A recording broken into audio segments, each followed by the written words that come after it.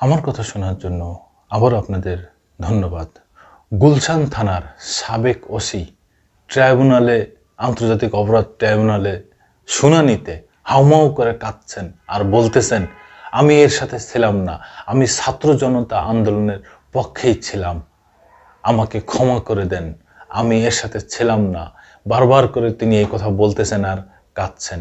কি বলতেছেন সেটা এই পত্রিকায় আসছে, আমরা একটু জানার চেষ্টা করি। ট্রাইব্যুনালের শুনানিতে কাঁদলেন গুলশান থানার সাবেক ওসি, বললেন আন্দোলনে শিক্ষার্থীদের পক্ষেই ছিলাম। আন্তর্জাতিক অপরাধ ট্রাইব্যুনাল শুনানি চলার সময় কাঁদলেন গুলশান থানার সাবেক ভারপ্রাপ্ত কর্মকর্তা ওসি মোহাম্মদ মাজহারুল ইসলাম। শুনানিতে তিনি দাবি করেন বৈষম্যবিরোধী ছাত্র আন্দোলন চলাকালে শিক্ষার্থীদের পক্ষে ছিলেন তিনি। আন্তর্জাতিক অপরাধ tribunal chief prosecutor Mohammad Tajul Islam আজ বুধবার এই শুনানিতে হাজির হওয়া আসামিদের বিরুদ্ধে অভিযোগ তুলে ধরেছিলেন। এই সময় মাজহারুলকে সাভার এলাকার ওসি উল্লেখ করে সেখানকার মানুষ পোড়ানোর ঘটনায় অভিযুক্ত করেন চিফ প্রসিকিউটর। তখন কাঁদতে শুরু করেন মাজহারুল, বলেন তিনি কখনো সাভার এলাকার দায়িত্বে ছিলেন না, আন্দোলনের সময় গুলশান থানার দায়িত্বে ছিলেন। তিনি নিজেকে নির্দোষ বলে দাবি করেন, বৈষম্যবিরোধী ছাত্র আন্দোলনের পক্ষে ছিলেন বলেও তিনি দাবি করেন। এই সময় আন্তর্জাতিক অপরাধ ট্রাইব্যুনাল বলেন আপনি ন্যায় বিচার পাবেন।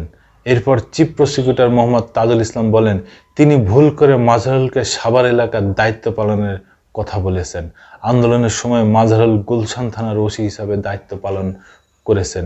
শুনানিতে বাড্ডা এলাকায় মাজহারুলের নেতৃত্বে হত্যাকাণ্ডের চিত্র তুলে ধরেন তিনি।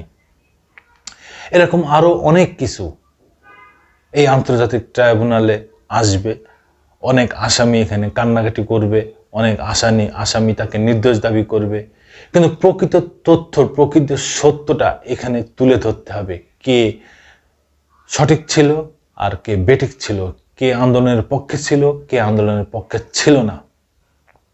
তবে যারা এই আন্দোলনের বিপক্ষে ছিল তাদের অবশ্যই আইনের আওতায় আনতে হবে। এবং যে আওয়ামী লীগের সেই বড় বড় নেতাগুলো কোথায়?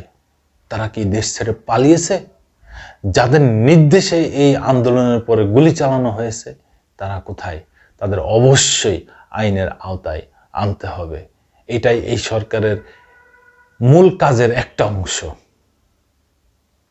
ধন্যবাদ। আবার আসবো নতুন কোনো কথা নিয়ে, নতুন কোনো ঘটনা নিয়ে। আমি প্রিন্স।